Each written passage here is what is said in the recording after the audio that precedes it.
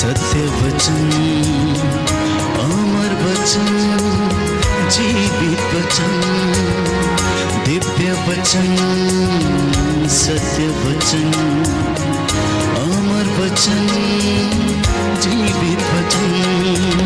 साई दा बामा बनी दा बामा बगरे रे सा नी रे सा नी रे सा नी रे सा नी रे सा। दिव्य वचन, सत्य वचन, अमर वचन, जीवित वचन, दिव्य वचन, दिव्य वचन।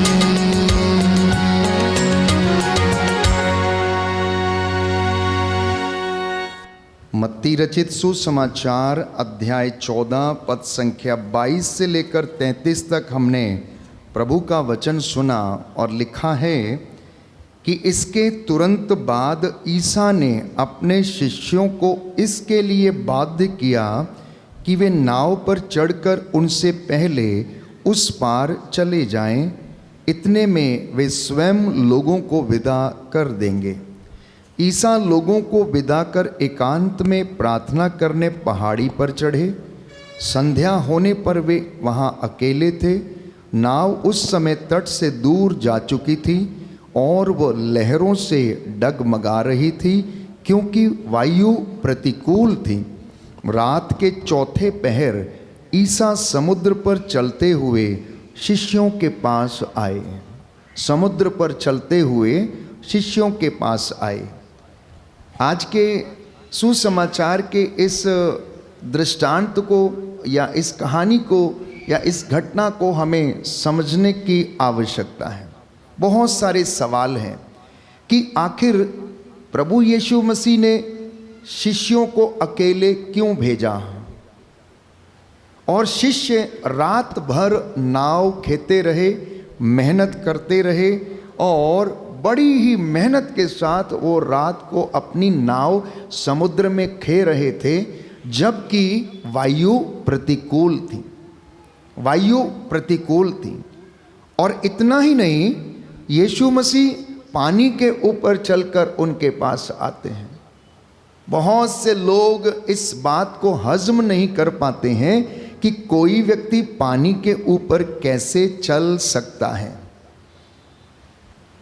कोई व्यक्ति पानी के ऊपर कैसे चल सकता है। तो मैं बता देना चाहता हूं कि यीशु वो पिता का अब्दी नूर है, जिसके कहने से या सोच लेने मात्र से सब कुछ हो जाता है। यदि वो इरादा कर ले तो समझ लीजिए कि चीज़ें हो गईं। पिता के मुख से निकला हुआ वो अनादि शब्द जो अनंत काल तक मौजूद और विद्यमान है, प्यारे भाइयों और बहनों, वो उसके सोच लेने से सब कुछ हो जाता है। तो ईसा मसीह के लिए पानी पर चलना, प्यारे भाइयों और बहनों, कोई बहुत बड़ी बात नहीं थी। और आप लोग यदि उसमें विश्वास करने में असमर्थ हैं तो मैं आपसे बता देना चाहता हूँ कि अगर आप कहते हैं कि ये चमत्कार नहीं था, ये यूं ही था कि समुद्र के ऊपर बर्फ़ जमी हुई थी, शायद वो बर्फ़ पर चले होंगे, तो गलील की झील में मैं आपको समझाना चाहता हूँ, बताना चाहता हूँ कि कभी बर्फ़ नहीं जमती। और यदि ईसा के पैर से पानी को छू लेने से वो बर्फ़ बन गई आपके अनुसार, तो ये उससे भी बड़ा चमत्कार था। और कोई व्यक्ति, प्यारे भाइयों और बहनों, ठोस बर्फ़ में जल्दी डूब नहीं सकता। और यदि पेतरुस पानी पर नहीं बर्फ़ के ऊपर चलकर आया था और वो बर्फ़ में डूबने लगा, तो ये उससे भी बड़ा चमत्कार था। ये उससे भी बड़ा चमत्कार था। लेकिन हमें वास्तविकता और हकीकत को समझने की आवश्यकता है कि प्रभु यीशु वास्तव में समुद्र के ऊपर, पानी के ऊपर चलकर आए।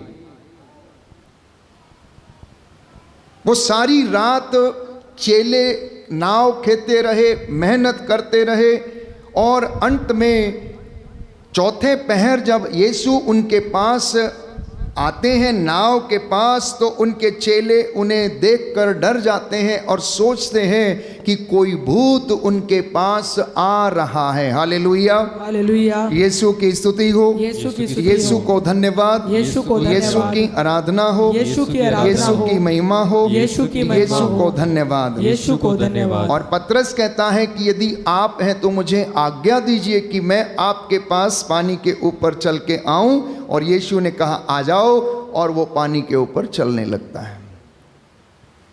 जब तक उसकी दृष्टि यीशु पर लगी रहती है तब तक वो पानी पर चलता रहता है, लेकिन जैसे ही उसकी दृष्टि यीशु मसीह से हटती है वो पानी में डूबने लगता है। इसलिए हाईवे पर चलते समय आपको बहुत सारे साइन बोर्ड मिलेंगे, सावधानी हटी तो दुर्घटना घटी। तो कोई व्यक्ति आध्यात्मिक जीवन में यदि प्रभु के पीछे चलना चाहता है तो उसे प्रभु की ओर दृष्टि लगाए रहना चाहिए, अन्यथा वो भटक जाएगा। जब पेतरुस ने बड़ी बड़ी लहरें उठती हुई देखी तो वो डर गया प्यारे भाइयों और बहनों, डूबने लगा और चिल्लाया कि प्रभु मुझे बचाइए, मैं डूब रहा हूं। और बाइबल कहती ईसा ने अपना हाथ बढ़ाकर उसे क्या कर दिया, बचा लिया। अब एक सवाल जो आपके जहन में लाजमी होगा कि आखिर यीशु मसीह ने उन लोगों को अकेले तूफान में क्यों भेजा रात को। तो कभी कभी जीवन में ऐसा तूफान आता है जिसमें हमारी नाव छोटी पड़ जाती है, हमारी ताकत जवाब दे देती है, हमारी योजनाएं टूट जाती हैं, हमारे अपने लोग साथ छोड़ देते हैं और हमें लगता है अब मैं कैसे बचूंगा। कोरोना का वो काल, महामारी का वो काल याद कीजिए, सैकड़ों, हजारों, लाखों, करोड़ों रुपए पैसा रखने वाले लोग बच नहीं पाए प्यारे भाइयों और बहनों। ऑक्सीजन के एक सिलेंडर के लिए जिससे उनको सांस मिल सकती थी तरस गए, जबकि पूरे ब्रह्मांड में प्यारे भाइयों और बहनों ऑक्सीजन अवेलेबल थी, लेकिन वो व्यक्ति ऑक्सीजन के लिए क्या था, तरस रहा था, उसे वो सांस नहीं मिल पा रही थी। तो हमारी जिंदगी में कई बार ऐसे तूफान आते हैं, लेकिन आज का सुसमाचार हमें ये समझाता है कि तूफान समस्या नहीं है। तूफान समस्या नहीं है, समस्या यह है कि तूफान के बीच आपकी और मेरी आंखें किसे देखती हैं, क्या हमारा मन क्या सोचता है, हम क्या विचार करते हैं। यदि आंखें लहरों पर हैं तूफान में तो वे डर पैदा करेंगी, और यदि आंखें परिस्थितियों पर हैं तो वे निराशा पैदा करेंगी, और यदि आंखें अपनी कमजोरी पर हैं तो हम डूबने लगेंगे। लेकिन यदि आंखें परमेश्वर पर अर्थात यीशु मसीह पर हैं तो वही तूफान हमारे विश्वास की परीक्षा बन जाता है। बोलिए आमीन। आमीन। दाहिना हाथ उठाकर अंगीकार करेंगे, हालेलुया, हालेलुया। यीशु की स्तुति हो, यीशु की स्तुति हो, यीशु को धन्यवाद, यीशु को यीशु की आराधना हो, यीशु की आराधना यीशु हो, की महिमा हो, यीशु की महिमा यीशु को धन्यवाद, यीशु को धन्यवाद। Hallelujah, hallelujah. Hallelujah, hallelujah. तो मत्ती के सुसमाचार अध्याय 14 पद संख्या 27 में हमने पढ़ा कि यीशु कहते हैं डरो मत, मैं ही हूं। और आज का सबसे बड़ा प्रश्न यह नहीं है कि तुम्हारे जीवन में तूफान क्यों आया, तुम्हारे जीवन में ये मौत क्यों आई, एक्सीडेंट क्यों हुआ, दुर्घटना क्यों हुई, कोर्ट कचहरी क्यों हो रहे हैं। बात यह नहीं है, प्रश्न यह है कि तूफान के बीच में भी आप क्या सोच रहे हो। विश्वास में से भागना चाहते हो, ईश्वर से भागना चाहते हो, समस्याओं से भागना चाहते हो। मैं आपको समझाना चाहता हूं, जितना आप समस्याओं से भागोगे उतना ही ये आपको भगाएंगी, और जितना आप इसकी चुनौतियों का सामना करोगे उतना ही आप इनसे जीतोगे प्यारे भाइयों और बहनों। इसलिए चुनौती का सामना करना वो आपके सामने से भाग जाएगी, लेकिन आप डर के भागेंगे तो वो आपको भगाते रहेगी। तो सबसे पहले समझने की आवश्यकता यह है कि यीशु ने अपने चेलों को समुद्र में अकेले क्यों भेजा। तूफान में क्यों भेजा?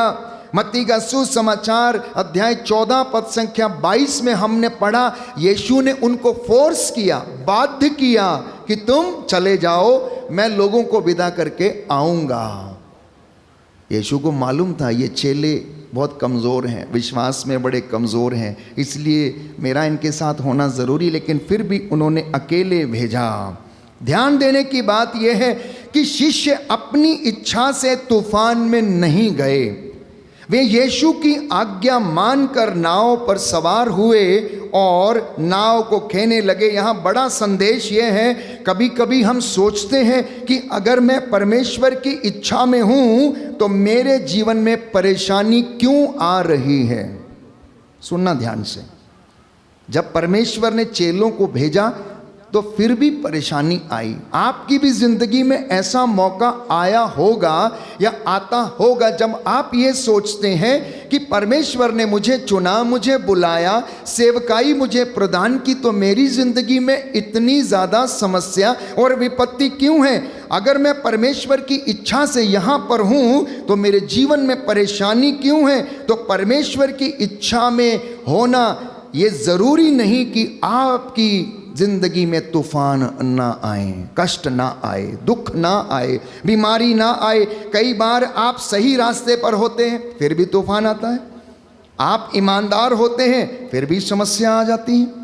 कई बार आप प्रार्थना करते हैं लेकिन कठिनाई फिर भी आपकी ज़िंदगी से नहीं जाती।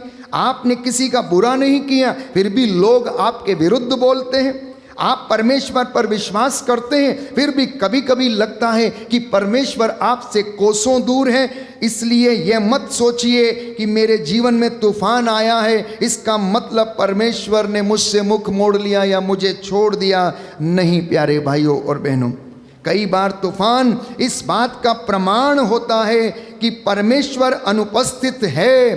तूफान के बीच में परमेश्वर काम कर रहा होता है। बोलिए आमेन, आमेन, हालेलुया, हालेलुया। यीशु की स्तुति हो, यीशु की स्तुति यीशु हो, को धन्यवाद, यीशु को धन्यवाद, यीशु की आराधना हो, यीशु की आराधना यीशु हो, की महिमा हो, यीशु की महिमा यीशु हो, को धन्यवाद, यीशु को धन्यवाद, हालेलुया, हालेलुया। एक और मुख्य बात यहाँ ये थी कि यीशु पहाड़ पर प्रार्थना कर रहे थे। सुनना ध्यान से, यीशु पहाड़ पर प्रार्थना कर रहे थे, शिष्य समुद्र में संघर्ष कर रहे थे। तो परिवारों के लिए ये एक संदेश है।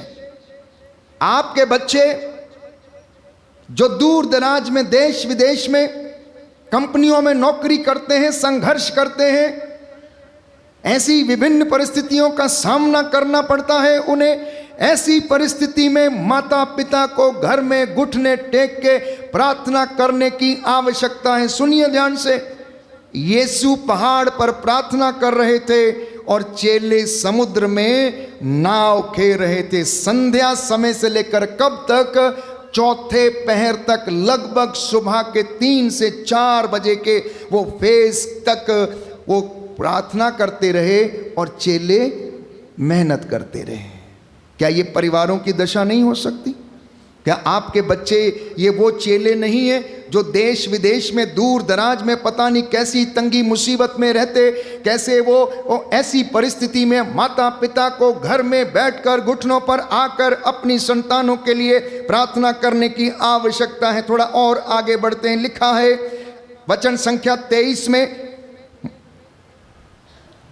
कि यीशु अकेले पहाड़ पर प्रार्थना करने चले गए और शिष्य समुद्र में थे। एक ओर यीशु प्रार्थना कर रहे थे, दूसरी ओर शिष्य समुद्र के तूफान में नाव खेल रहे थे।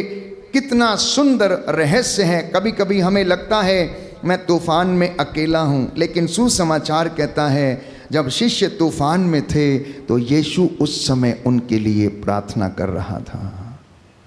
यीशु उन समय उनके लिए प्रार्थना करना था। आपको लगता है कि आप अकेले पड़ गए और अकेले लड़ रहे हैं, आपको लगता है कि आपको कोई समझता नहीं, आपको कोई देखता नहीं, आपको लगता है कि आपकी पुकार सुनी नहीं जाती, आपकी प्रार्थना का उत्तर नहीं मिलता। लेकिन याद रखिए, आपकी नाव में यीशु दिखाई ना दें इसका अर्थ यह नहीं कि यीशु आपको देख नहीं रहा। आपकी परिस्थिति में उनकी उपस्थिति दिखाई ना दे इसका अर्थ यह नहीं कि वो अनुपस्थित हैं। बल्कि वो आपके और मेरे लिए क्या करते हैं, प्रार्थना करते हैं। इसलिए संत पौलुस कहता है ईश्वर और दुनिया के बीच में सबसे बड़ा बिचवई करने वाला अगर कोई व्यक्ति है तो वो ईसा मसीह है, जो पिता के दाहिने बैठकर मध्यस्थता करता है। किसके लिए? आपके लिए, सारी मानव जाति के लिए। यूहन्ना के सुसमाचार अध्याय 17 में वो कहता, हे पिता मैं तुझसे प्रार्थना करता हूँ। किसके लिए? इनके लिए, तेरे बच्चों के लिए, तेरी प्रजा के लिए। अब तक मैं इनके साथ था, अब मैं तेरे पास आ रहा हूँ, अब मैं इन्हें तेरे हाथों में सौंप देता हूं। जब तक मैं इनके साथ था मैं इनकी देखभाल करता आया, लेकिन अब हे पिता आप ऐसा कीजिए। यह महापुरोहित यीशु मसीह की प्रार्थना थी, पिता से ये गुजारिश करते हुए कि हे पिता तो इनकी रक्षा कर। आगे पवित्र बाइबल हमें समझाती है प्यारे भाइयों और बहनों कि रात के चौथे पहर यीशु समुद्र पर चलते हुए उनके पास आए। यहाँ एक बहुत गहरा संदेश जो पवित्र बाइबल हमें देना चाहती, और वो ये है, यीशु तब नहीं आए जब समुद्र शांत था। यीशु तब नहीं आए जब समुद्र शांत था। यीशु तब आए जब हवा तेज थी। यीशु तब आए जब शिष्य डरने लगे और उन्हें लगा कि अब इस तूफान में नाव को खेना लगभग असंभव सा हो जाएगा। यीशु तब उस जगह में समुद्र पर चलकर आते हैं। तो यीशु तब आए जब उनकी ताकत समाप्त हो चुकी थी और नाव को खेते खेते अब वो थक चुके थे। सुबह का चौथा पहर था और लाजमी सी बात है कि नींद आने का वो पहर है और सुबह को हो सकता है उन्हें नींद का झोंका भी आ जाए और यीशु मसीह उनके पास आता है। क्योंकि परमेश्वर अक्सर हमारे जीवन के सबसे अंधेरे क्षणों में उनकी उपस्थिति को सबसे गहराई से प्रकट करता है। तो प्रिय भाइयों और बहनों, जिस रात को आप अपना अंत समझ रहे हो सकता है वही रात आपके जीवन में प्रभु यीशु मसीह के आगमन का की नई रात हो। प्रभु यीशु मसीह के आगमन की नई रात हो। जब आप सोचते हैं सब कुछ समाप्त हो गया, तभी हो सकता है कि प्रभु आपसे ये कहता है कि डरो मत, मैं हूँ, मैं आ रहा हूँ, मैं तुम्हें पकड़ने के लिए तैयार हूँ, मैं स्वयं तुम्हारा रास्ता तैयार करूँगा। और शिष्यों की बातें देखिए, यीशु चलकर आता है और वो सोचते हैं कोई भूत उनके पास आ रहा है और वो डरने लगते हैं। हालेलुया, यीशु की स्तुति हो, यीशु को धन्यवाद, यीशु की आराधना हो, यीशु की महिमा हो, यीशु को धन्यवाद। Hallelujah, hallelujah, hallelujah. जिसे वे अपना उद्धार करता समझ सकते थे, रात के चौथे पहर में जब वो पानी पर चल के आता है तो कहते हैं कि कोई भूत आ गया है, कोई भूत आ गया। उसे उन्होंने पहले खतरा समझा। ये हमारी जिंदगी में भी होता है। कब? कभी कभी परमेश्वर हमारे जीवन में किसी नए तरीके से काम करता है और हम डर जाते हैं, हमें समझ नहीं आता है। परमेश्वर परिवर्तन लाना चाहते हैं लेकिन हम डरते हैं। परमेश्वर चेंज करना चाहते हैं लेकिन हम डरना चाहते हैं। जानते हैं क्यों? क्योंकि हम अपने उसी कंफर्ट जोन में रहना ज़्यादा पसंद करते हैं जिसकी हमें आदत पड़ चुकी होती है। इसलिए हम चेंज या तब्दीली को स्वीकार करने में असमर्थ होते हैं। चेलों की जिंदगी में भी कुछ ऐसा ही हुआ। उन्होंने अभी तक उद्धारकर्ता को देखा था लेकिन समझा नहीं था। अब रात के चौथे पहर में अब वो उसे भूत समझने लगते हैं कि कोई भूत आ गया है। हालेलुया, यीशु की स्तुति हो, यीशु को धन्यवाद, यीशु की आराधना हो, यीशु की महिमा हो, यीशु को धन्यवाद। तो यहाँ समस्या यीशु मसीह की नहीं थी, यहाँ समस्या चेलों की थी। उनका विश्वास गहरा नहीं था और वो तब्दीली या फिर नई प्रकार की ईश्वरीय योजना को समझ नहीं पाए। परमेश्वर उन्हें नया रास्ता दिखाना चाहते थे लेकिन वो डर गए। परमेश्वर आपको विश्वास में बढ़ाना चाहते थे पर आप अपने पुराने आराम से वापस जाना नहीं चाहते, इसलिए आप उसको देखना नहीं चाहते। इसलिए एक अपरिचित परिस्थिति परमेश्वर की अनुपस्थिति नहीं है। कभी कभी जिस चीज से आप और मैं डरते हैं उसी के पीछे परमेश्वर का एक नया काम छिपा हुआ होता है। और यीशु मसीह उनसे कहता है डरो मत, ढारस रखो, मैं ही हूं। पवित्र बाइबल इसकी गवाह है। तो यीशु कहते हैं ढारस रखो, मैं हूं। यह इस पूरे सुसमाचार का हृदय है। यीशु ने यह नहीं कहा कि समुद्र शांत हो जाएगा, उन्होंने पहले कहा ढारस रखो, डरो मत। क्यों? क्योंकि ईसाई विश्वास का आधार यह नहीं है कि समस्या आपकी जिंदगी में नहीं आएगी। विश्वास का आधार यह है कि समस्या के बीच यीशु मसीह आपके साथ होगा। Hallelujah, hallelujah. यीशु की स्तुति हो, यीशु को धन्यवाद, यीशु की आराधना हो, यीशु की महिमा हो, यीशु को धन्यवाद, यीशु को धन्यवाद। तो शिष्य इस बात को भी नहीं समझ पाए कि कैसे यीशु मसीह जो दिन रात उनके साथ रहता था, चमत्कार करता था, अंधों को आंखें देता था, बहरों को कान देता था, गूंगों को वाणी देता था, लंगड़ों को पाँव देता था, चलाता था, मुर्दों को जिलाता था, क्या उनके लिए इस बात को समझना इतना कठिन था कि क्या वो समुद्र पर चलकर आ नहीं सकते जो अंधों को आंखें दे सकता है? लेकिन उनमें विश्वास की कमी थी और इसलिए वो समझ नहीं पाए। कई बार लोक धर्मियों की जिंदगी में, विश्वासियों की जिंदगी में भी यही होता है कि रोज प्रार्थना करते हैं, रोज चर्च जाते हैं, रोज वचन पढ़ते हैं, लेकिन फिर भी अगर उनके सामने ऐसा कोई बात प्रकट हो जाए, चिन्ह चमत्कार हो जाए, तो वो विश्वास करने में असमर्थ हो जाते हैं और उनकी गति जो है शिष्यों के जैसे हो जाती है। तो मसीहत कोई ऐसा धर्म नहीं है जो कहता है तुम्हारे जीवन में कभी बीमारी नहीं होगी। सुन लीजिए ध्यान से, मसीहत ये नहीं कभी कहती कि तुम्हारी जिंदगी में दुख नहीं होगा। मसीहत ये नहीं कहती कि तुम्हारी ज़िंदगी में कभी बीमारी नहीं होगी। मसीहत ये नहीं कहती कि कभी तुम्हारी ज़िंदगी में असफलता नहीं होगी या कभी दुख नहीं होगा या तुम्हारा कभी विरोध नहीं होगा। मसीहत कहती है इन सब के बीच भी मसीह तुम्हारे साथ होगा, पहली बात। और दूसरी बात, यीशु ने कहा अगर कोई मेरे पीछे आना चाहता है तो उसे इन सारी परिस्थितियों से होकर गुजरना पड़ेगा। अगर मैंने ये क्रूस उठाया है तो तुम्हें भी ये क्रूस उठाना होगा। अगर मैंने क्षमा किया है तो तुम्हें भी क्षमा करना होगा। ये आदेश हैं, ये इंस्ट्रक्शंस नहीं हैं। अगर मेरे पीछे आना चाहते हो अपना क्रूस उठाकर मेरे पीछे आओ। जो अपना क्रूस नहीं उठाता वो मेरे लायक नहीं, वो मेरा शिष्य नहीं है। हालेलुया, यीशु की स्तुति हो, यीशु को धन्यवाद, यीशु की आराधना हो, यीशु की महिमा हो, यीशु को धन्यवाद।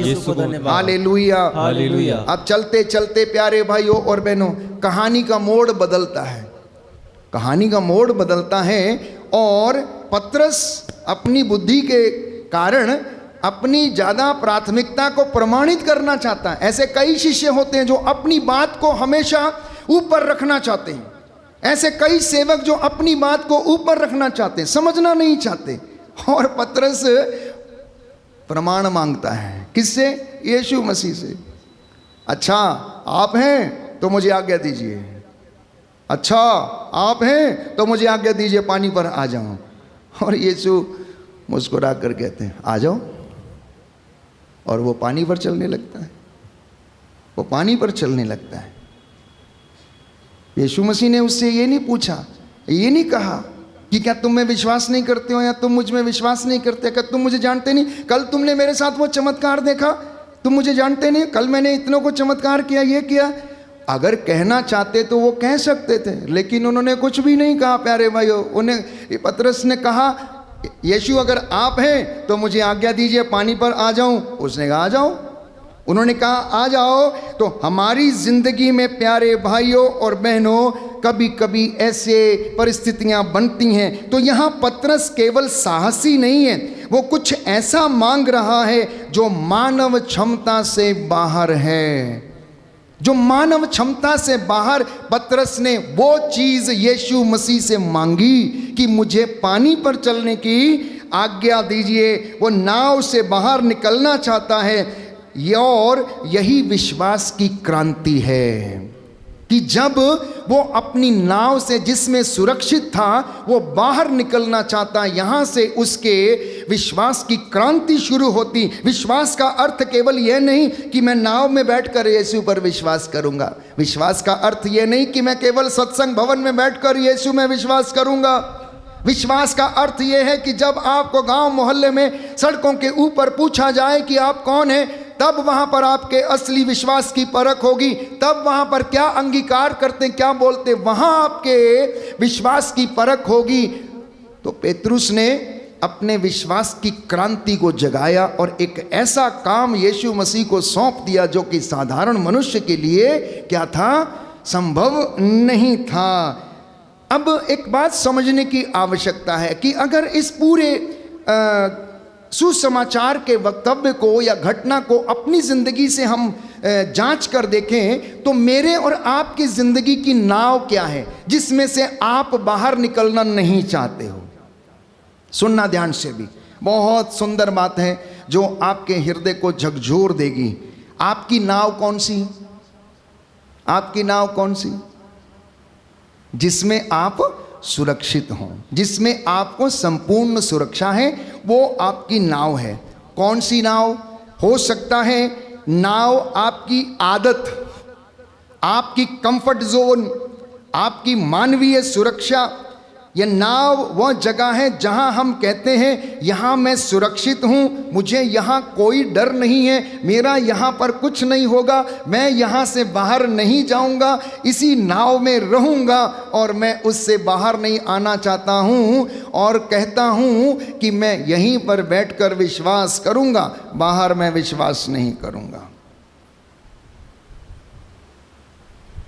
पेतरुस यदि चाहता तो यीशु मसीह से कह सकता था कि नाव में बैठे बैठे ही मुझे प्रमाण दीजिए कि आप वो व्यक्ति हैं, मैं पानी पर चलकर नहीं आऊँगा क्योंकि मैं डूब जाऊँगा।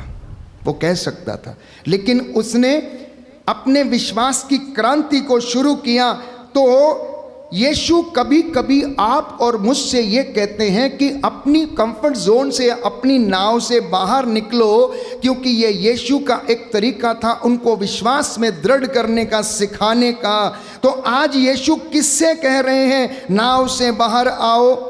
हो सकता है नौजवानों से, हो सकता है सेवादारों से, हो सकता है लोक धर्मियों से, हो सकता है चुने हुए याजकों से, हो सकता है कॉन्सेक्रेट किए गए लोगों से।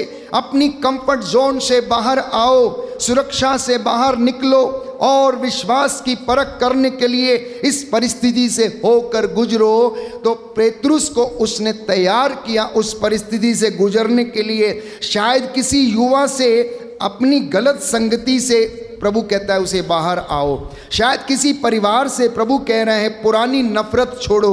शायद किसी व्यक्ति से ये कहता है अपने पाप से बाहर आओ। शायद किसी सेवक से या सेवादार से प्रभु ये कहता है केवल सुविधा की ईसाईयत मत रखो, केवल सुविधाओं की मसीहत या ईसाईयत में मत जियो, आप उससे बाहर आओ। शायद किसी विश्वास करने वाले से ये कहता है केवल रविवार को मेरे पास मत आओ, मुझे अपना पूरा जीवन समर्पित करो। और शायद किसी युवक या युवती से प्रभु ये कहता है दुनिया तुम्हें उपभोक्ता बनाना चाहती है, लेकिन मैं तुम्हें मिशनरी बनाना चाहता हूँ।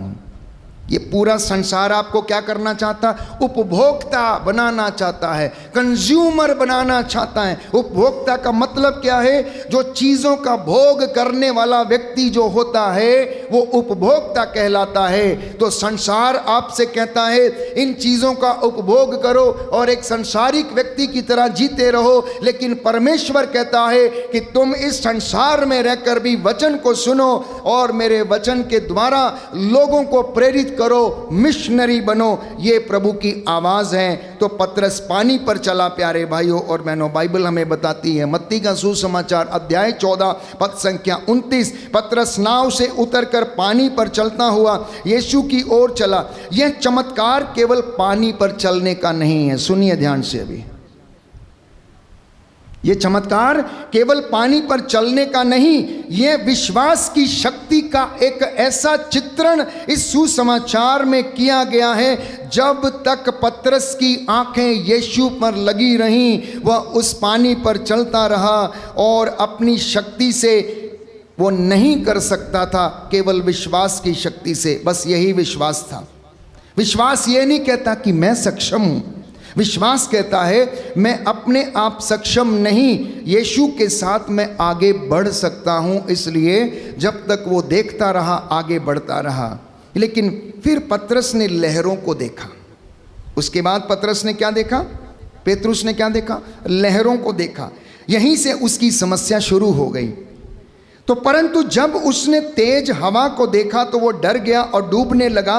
पहले वह यीशु को देख रहा था, फिर उसने हवा को देखा।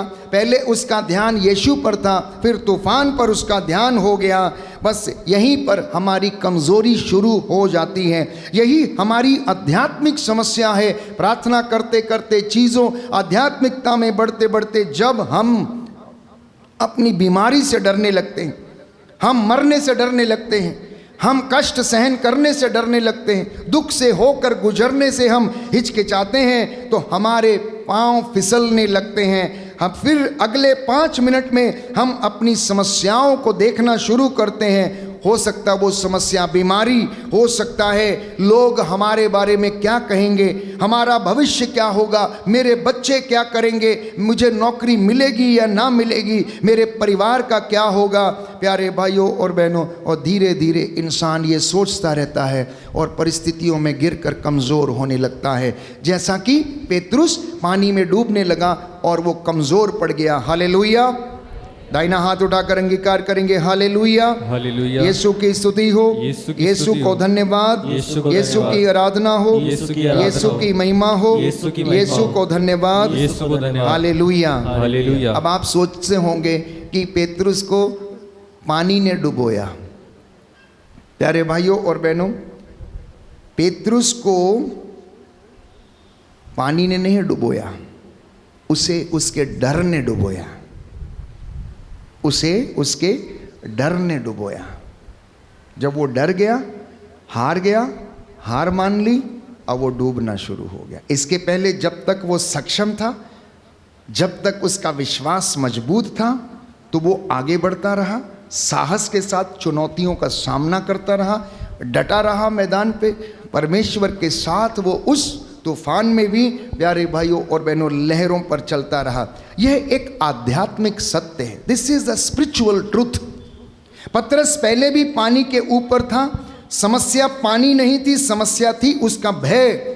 कई बार आपकी और मेरी परिस्थितियां हमें नहीं डुबाती, हमारी परिस्थितियों के बारे में हमारी गलत सोच, हमारी गलत दृष्टि हमें डुबा देती हैं। एक ही परिस्थिति में 2 लोग हो सकते हैं। एक कहता सब समाप्त हो गया और दूसरा कहता है कि मेरा प्रभु मेरे साथ है। परिस्थिति वही है लेकिन दृष्टि अलग अलग है। इसलिए आज प्रभु यीशु परिस्थिति बदलने से पहले आपकी दृष्टि को बदलना चाहता है, आपकी सोच को बदलना चाहता है, आपके हृदय को बदलना चाहता है। तो पतरस की सबसे बड़ी गलती क्या थी? उसकी सबसे बड़ी गलती ये थी कि उसकी आंखें, उसकी दृष्टि प्रभु से हट गई और वो कमज़ोर पड़ गया। हमारी ज़िंदगी में भी ऐसा ही कभी कभी होता है। जब हमारी प्रार्थना कमज़ोर हो जाती है, आध्यात्मिक जीवन कमज़ोर हो जाता है, तो हम अपने आप में कमज़ोर होने लगते हैं। और उसके बाद देखिए कि जब वो डूबता है तो अपना हाथ प्रभु की ओर बढ़ाता है और कहता है, प्रभु मुझे बचाइए, प्रभु मुझे बचाइए। और यीशु ने हाथ बढ़ाकर उसे पकड़ लिया और बाइबल कहती है कि उसने उसे बचा लिया। तो पतरस का हाथ यीशु तक नहीं पहुंचा, यीशु का हाथ पतरस तक पहुंचा। पतरस का हाथ यीशु तक नहीं पहुंचा, यीशु का हाथ पतरस तक आया। पतरस ने यीशु को नहीं पकड़ा, यीशु ने पतरस को पकड़ा और तब जाके उसे बाहर निकाला। प्यारे भाइयों और बहनों, डूबता हुआ कोई व्यक्ति ऊपर किसी के हाथ को नहीं पकड़ सकता, लेकिन ऊपर बैठा हुआ कोई भी व्यक्ति, डूबते हुए व्यक्ति का थोड़ा सा हाथ दिखता है तो उसे पकड़कर बाहर निकाल लेता है। तो यहाँ पर हमें ध्यान देने की बात यह है कि हम जब हाथ बढ़ाते हैं परमेश्वर की ओर तो वो उसे पकड़ता है। तो यीशु ने पतरस को डांटा लेकिन उसको छोड़ा नहीं, उसको डांटा। अल्पविश्वासी, तूने संदेह क्यों किया? क्या तू नहीं जानता था? क्या तूने मेरे चिन्ह चमत्कार नहीं देखे थे? तूने फिर भी अविश्वास क्यों किया? ध्यान देने की बात है, यीशु ने उसे डांटा लेकिन उससे पहले उसे बचाया। ये हमारा बहुत बड़ा गहरा सत्य है जिसे हमें ध्यान देने की बात है। कोई भी व्यक्ति गलती करके आता है तो उसे डांटने से पहले आपने उसको सांत्वना देना, उसको हिम्मत देना, उसको हौसला देना और उसके बाद करेक्शन देना। उसके बाद में उसको डांटना, पहले ही नहीं डांटना कि वो पहले ही सुन के भाग जाए। उड़ाऊ पुत्र के पिता ने भी पहले क्या किया? उसे बुलाया, प्यार किया, बचाया और उसे पूरा स्नेह दिया। और मैं समझता हूँ कि बाद में अवश्य उसने उससे बातचीत की होगी या उसको पूछा होगा, इतने दिन तुम कहाँ थे? तो प्यारे भाई और बहनों, हम प्रभु को भले ही छोड़ दें, वो हमें नहीं छोड़ता है। पतरस असफल हुआ लेकिन उसका असफल होना व्यर्थ नहीं गया। कलीसिया में हम अक्सर केवल सफल लोगों की कहानियाँ सुनते हैं। आप लोग जो जिनके ना यहाँ पर जो आके अपनी गवाहियाँ देते हैं, कभी कभी आप उन्हें सुनते हैं, उनकी सफलता की गवाहियाँ हैं, सफलता की कहानियाँ हैं। लेकिन आज प्यारे भाई और बहनों, एक ऐसे व्यक्ति की कहानी जो दृष्टांत इस पवित्र बाइबल में सुसमाचार के ज़रिए हमें बताई गई, वो है पेतरुस, जो अपने इतने महान कामों के बावजूद प्यारे भाइयों और बहनों वो असफल रहता है, वो डूबने लगता है। तो पतरस पानी पर भी चला, पतरस डरा भी, पतरस डूबा भी, पतरस ने पुकारा भी। तो आपके लिए और मेरे लिए संदेश है कि हम सफल भी होंगे, हो सकता हमारी ज़िंदगी में भय भी होगा, हो सकता बीमारी भी होगी, दुख भी होगा, परंतु ईश्वर को पुकारना मत भूलिएगा। दाहिना हाथ उठाकर अंगीकार करेंगे, हालेलुया, हालेलुया। यीशु की स्तुति हो, यीशु को धन्यवाद। हे प्रभु यीशु, अपने पवित्र वचन के द्वारा, अपने पवित्र वचन के द्वारा मेरे जीवन में शांति प्रदान कीजिए, चंगाई प्रदान कीजिए, विश्वास में दृढ़ कीजिए। Hallelujah, hallelujah, hallelujah, hallelujah. तो शिष्य होने का सबसे बड़ा सार क्या है? गिरना अंत नहीं है, गिरकर यीशु का हाथ पकड़ना ही डिसाइपलशिप है। गिरकर यीशु का हाथ पकड़ना ही क्या है? शिष्यत्व है या फिर डिसाइपलशिप है। आपकी कहानी कभी खत्म नहीं हुई, आपका पाप आपकी अंतिम पहचान नहीं है। सुनिए ध्यान से, आपकी गलती आपकी अंतिम पहचान नहीं है, आपकी असफलता आपकी अंतिम पहचान नहीं है, आपका अतीत आपकी पहचान नहीं है, बल्कि यीशु मसीह जो फिर से आपको उठा सकता है वो आपकी पहचान है। ये हर व्यक्ति को समझने की आवश्यकता है। आज आपकी और मेरी ज़िंदगी में अनेक तूफान हो सकते हैं। कौन कौन से तूफान? किसी की ज़िंदगी में टूटे हुए परिवार का तूफान है, किसी की ज़िंदगी में डिप्रेशन का, तो किसी की ज़िंदगी में आर्थिक तंगी का, तो किसी की ज़िंदगी में पढ़ाई का, तो किसी की ज़िंदगी में नौकरी नहीं मिलने का, तो किसी की ज़िंदगी में उसके भविष्य को लेकर उसकी ज़िंदगी में तूफान चल रहा होता है। अकेलेपन का तूफान चल रहा होता है, विरोध का तूफान चल रहा होता है। और ऐसी परिस्थिति में जिस तरीके से पेतरुस पुकारता है, आपको और मुझे भी पुकारने की आवश्यकता है। हालेलुया, यीशु की स्तुति हो, यीशु की स्तुति हो, यीशु को धन्यवाद, यीशु को धन्यवाद, यीशु की आराधना हो, यीशु की आराधना हो, यीशु की महिमा हो, यीशु की महिमा हो, यीशु को धन्यवाद, यीशु को धन्यवाद। तो आज कलीसिया आपकी नाव है। सुनिए ध्यान से, कलीसिया जिसमें आप सदस्यता हासिल करते हैं वो आपकी नाव है। नाव में बैठे हुए प्यारे भाइयों और बहनों, जितने भी लोग हैं, हो सकता है कभी कभार आपकी ऐसे परिस्थिति आए जब आपको क्या करना पड़ेगा, पानी पर चलना पड़ेगा, अर्थात विषम परिस्थिति से होकर गुजरना पड़ेगा। हम कब तक केवल इस नाव में बैठे रहेंगे? कभी ना कभी हमें अपने विश्वास की गवाही देनी पड़ेगी। कब तक केवल आप प्रवचन सुनते रहेंगे? कब तक केवल दूसरों से कहेंगे कि तुम आओ, चर्च को कुछ करना चाहिए, मेरे परिवार के लिए कुछ करना चाहिए, कलीसिया को मेरे लिए कुछ करना चाहिए, पादरी को युवाओं के लिए कुछ करना चाहिए, कोई गरीबों के लिए कुछ करना चाहिए, इवेंजलाइजेशन करना चाहिए, या फिर तालीम पढ़ानी चाहिए, या कोई मिशन करना चाहिए? यीशु कहते हैं तुम नाव से बाहर आओ। तुम्हारे हाथ में बाइबल है तो किसी को वचन दे दो, तुम्हारे पास समय है तो किसी को अपना समय दे दो। किसी अकेले व्यक्ति के पास यदि जाते हो तो उसे अपनी प्रतिभाओं से आध्यात्मिक जीवन की ओर आकर्षित करो, उसे तुम परमेश्वर के लिए इस्तेमाल करो। यदि तुम्हारे पास शिक्षा है तो गरीब बच्चों को पढ़ा दो, तुम्हारे पास आवाज़ है तो सुसमाचार के शब्द बोलो, और तुम्हारे पास प्रेम है तो एक दूसरे के साथ बांटो।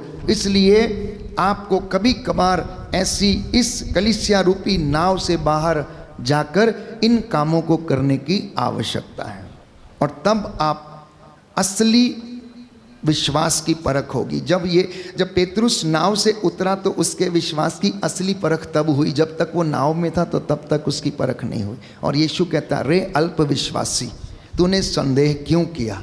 रे अल्प विश्वासी तूने संदेह क्यों किया? प्यारे भाइयों और बहनों, आज के जीवन में मेरे और आपके जीवन की जो असली क्रांति है वो क्या है? आज हम क्रांति की बात करते हैं, रेवोल्यूशन की बात करते हैं, चेंज की बात करते हैं, लेकिन मसीह की क्रांति बंदूक से नहीं होती, हथियारों से नहीं होती।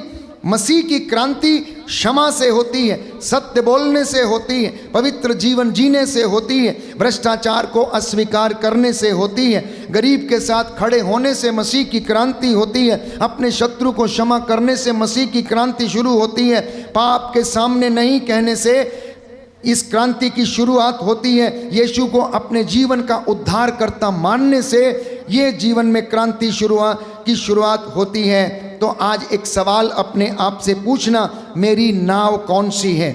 मेरी नाव क्या है? मेरी ज़िंदगी में लहरें कौन सी हैं? मेरी दृष्टि कहाँ लगी हुई है? मुझे यीशु किस दिशा में बुला रहे हैं? मुझे यीशु किस दिशा में बुला रहे हैं? आइए आज हम प्रार्थना करें। परमेश्वर आपको और मुझे अनुग्रह और आशीष प्रदान करें। इन वचनों के पढ़े और सुने जाने से हम प्रभु के नज़दीक आएँ और उससे कृपा मांगें, ताकि आज की इस पवित्र बेला में आप सब लोगों ने जिन्होंने ये वचन सुना है उसे आप अपने जीवन में ग्रहण कर सकें। आमीन।